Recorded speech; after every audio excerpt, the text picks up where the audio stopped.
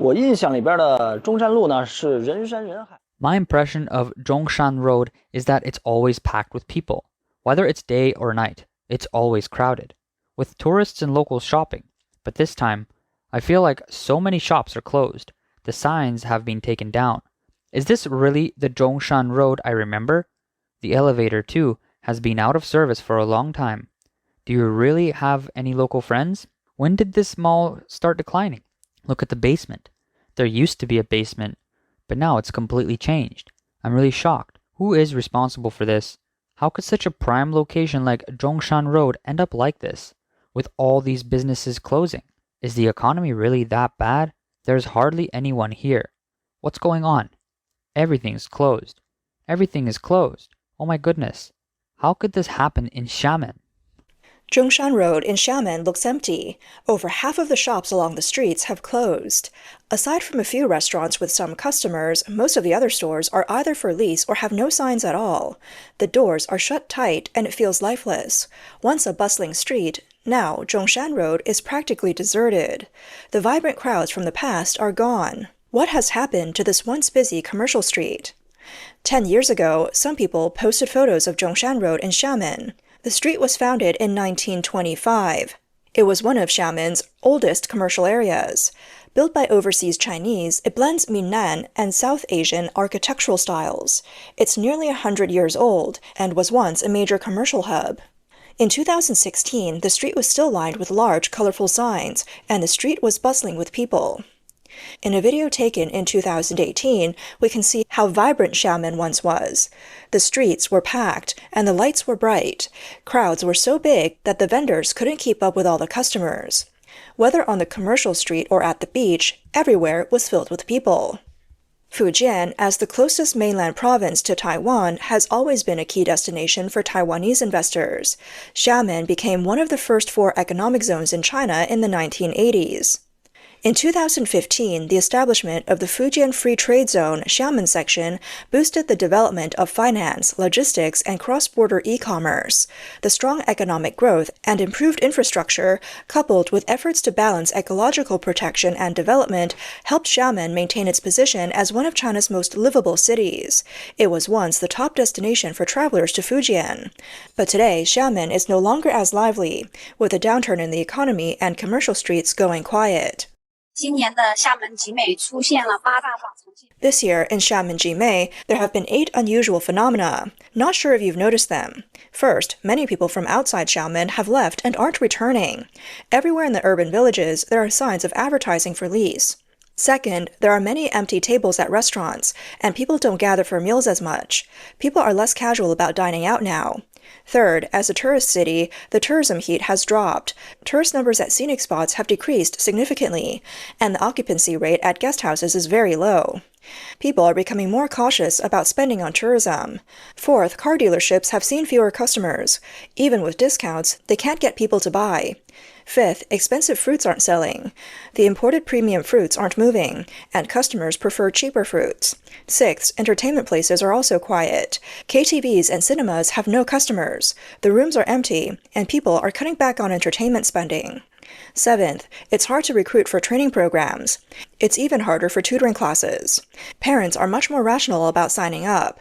Eighth, it's hard to open a shop now. Shops in commercial areas frequently change owners, and even though there are plenty of prime spots for lease, no one's renting them.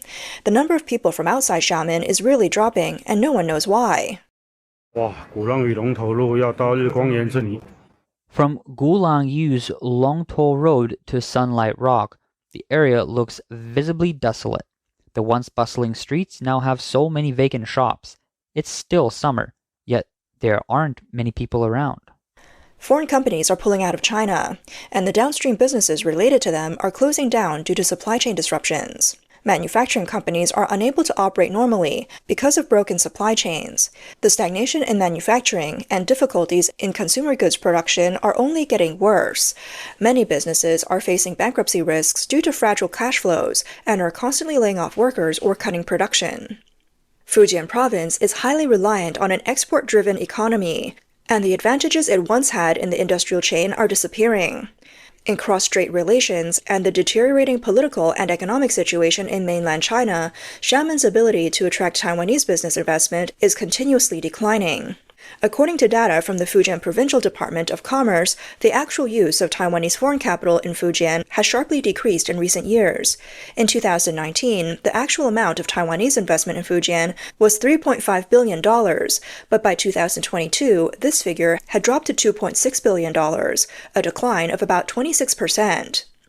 In the first half of 2023, the actual amount of Taiwanese capital in Fujian fell by another 15% compared to the previous year.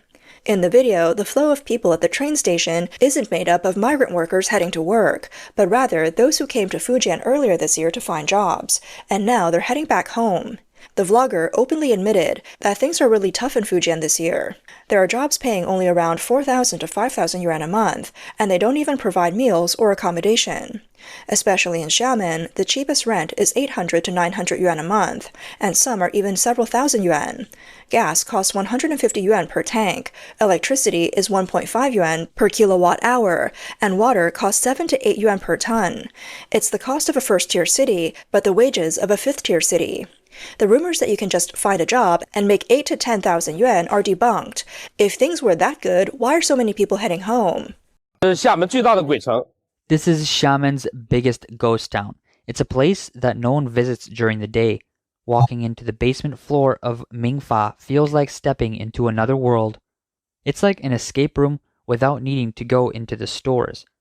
The whole place was a gloomy atmosphere. This was once Asia's largest commercial complex. The land was purchased in 2002 for 785 million yuan, and it officially opened in 2007 with a total cost of about 100 billion yuan. I came to Xiamen in April 2018, and when I arrived at Mingfa at around midnight, it was extremely crowded. I was packed to the brim, with long lines everywhere. At that time, it was so popular that everyone wanted to open stores there. Finding a store was the hardest part, and you had to pay high prices. But now it's different. You don't have to pay, and no one wants to come. The difference is just a few short years is staggering. Rent and transfers are not making any money. Most stores are just holding on by relying on takeout or doing small businesses. Some bloggers say that every industry in Xiamen is facing great difficulties. They mention that Xiamen has 5.3 million people, but no one knows where they all went. It's only September, and many industries are already entering the off-season. There are several unusual phenomena. First, it's hard to get a job, and unemployment is rising. Many people can't stay, so they've either left Xiamen to go back home or move to other cities. Second, business for brick-and-mortar stores is also bad. Many stores are either for rent or for transfer, but no one is renting them, and no one's making money. Third, consumption is downgraded. Half of the Wanda Plaza on the island has closed down, and even the Wanda Plaza in Xiamen's Xingling area has very few people on Saturdays. Only parents bring their kids there to play. Fourth, there are graduates everywhere delivering food, and many college graduates still haven't found a job. No matter how much housing prices, interest rates, or down payments drop, no matter how favorable the policies are, very few people are buying homes. Rental homes are emptying out, and even local landlords are earning less. Second-hand property owners can forget about making a profit. I bought a house in Xiamen in 2018. The down payment was nearly 1.5 million, and I borrowed 3.5 million. Over the past 6 years, my monthly payment has been more than 18,000, and I've paid over 1.3 million in total. Now, if I calculate it, the down payment is gone, and the monthly payments feel like they've been wasted. Plus, with the renovations and appliances, that's another 1 million gone. Now I want to sell the house, and in the neighborhood, there are homes listed for 3.6 million. I listed mine for 3.8 million, but it's been months and no one's even inquiring. Even if I manage to sell it for 3.8 million, there won't be much left at the end of the day. The biggest regret of my life is buying a house in 2019. The realtor told me that if I didn't buy then, there wouldn't be another chance. So we ended up buying right when the real estate market was at its peak, becoming the most unfortunate buyers. Now I realize it wasn't about trying to get a house. It was like digging my own grave. I bought it for $7.6 million, with a down payment of $3.1 million and a loan of $4.5 million. 6 years later, when I checked the bills, my hands were shaking. I've paid $1 million in interest, but only $500,000 has gone towards the principal. Now I can't handle it anymore, and the most frustrating part is that I listed the house for $5.8 million, but every potential buyer shakes their head, saying it's too expensive. Since 2023, the real estate market in Xiamen has remained sluggish. Housing prices have been falling continuously, and transaction volumes have shrunk. The number of second-hand homes for sale has exceeded 55,000. In the first half of 2025, national real estate sales decreased even further, worsening the crisis in Xiamen's real estate sector. In 2023, Xiamen's GDP grew by only 3.1%, with fixed asset investment at just 0.5%, far below the national average. In addition, exports and foreign investment have declined sharply. The electronics industry is in a downturn, and the production of LCD screens and mobile phones has dropped by more than 70% from peak levels. In 2022, actual Taiwanese investment in Xiamen was only $40 million. These issues have led to a 20-month consecutive decline in housing prices. The overall downturn in the real estate industry has also triggered an employment crisis, with many workers in the construction industry losing their jobs. In the second quarter of 2025, project reductions further added pressure to the real estate market. 现在厦门实体有多难做？今天过来镇海路办事。 Now, how tough is it to do business in Xiamen? I came here today to do something on Zhongshan Road. I haven't been on this side of town in a few years, but I remember the streets around Zhongshan Road were the best places for business, the most vibrant commercial areas in Xiamen. Every time I passed by, I could always see crowds of people and tourists lining up to shop. It was so busy that it was hard to find a shop. A friend once joked that opening a store here, you'd make money selling anything. At the intersection of Zhongshan Road and Shimin South Road, the corner store was once a Maîtresse Bon Vie, a clothing brand many people remember from their youth. But times have changed. Today, when I pass by, I see many stores with their doors tightly shut, and the signs clearly say for rent. The few open stores have very few customers. I walked through, and the only place with a queue was a bakery at the end of Shimin South Road. There, you have to wait 30 minutes just to buy a loaf of bread. I've also been to other places and talked with friends from other cities. And while business is tough everywhere, it's not as difficult as it is here in Xiamen. I've analyzed it and think there are two reasons. First, the rent in Xiamen is too high, not just on Zhongshan Road, but even in many ground floor shops in residential areas. Rents of 200 to 300 yuan per square meter are common. Second, Xiamen relies too much on the real estate sector. When the real estate market struggles, the impact of Xiamen is huge. As house prices drop, people's wealth shrinks, and they become more cautious about spending. On one hand, you have sky-high rents, and on the other hand, a general decline in consumer spending. These two factors create a stark contrast, and so shop closures and business shutdowns have become inevitable. Since the Chinese Communist Party's reform and opening up, foreign investment in Fujian has primarily come from Hong Kong and Taiwan. Hong Kong has been the largest source of foreign capital for the province. Due to the geographical proximity, cultural similarities, and Hong Kong's companies' rich experience in the mainland market, many Hong Kong businesses have chosen to invest in Fujian, especially in manufacturing, real estate, and finance. While Taiwan's investment in Fujian is not as significant as Hong Kong's, it remains the second largest source of foreign capital for the province. Fujian has close geographical and historical ties with Taiwan, and it has served as an important bridge for cross-strait exchanges, attracting Taiwanese businesses to invest in various industries, including electronics, textiles, and chemicals. The Hong Kong National Security Law, passed by the Chinese Communist Party in June 2020, completely destroyed Hong Kong's position as an international finance, trade, and business center. Hong Kong's freedoms and rule of law were severely undermined, leading to a massive outflow of capital from Hong Kong. The liquidity of Hong Kong's capital was devastatingly impacted, with a significant increase in the outflow of funds, particularly from the middle class and high net worth individuals. Hong Kong is no longer seen as a global financial hub, and it can no longer focus on investments in mainland areas like Fujian. As for Taiwan, especially in recent years, the Chinese Communist Party's intention to militarily unify the island has been increasingly evident. Throughout its wolf warrior diplomacy, the CCP has continuously shown hostility towards Taiwan, persistently suppressing Taiwan's diplomatic space and harming the interests of the Taiwanese people.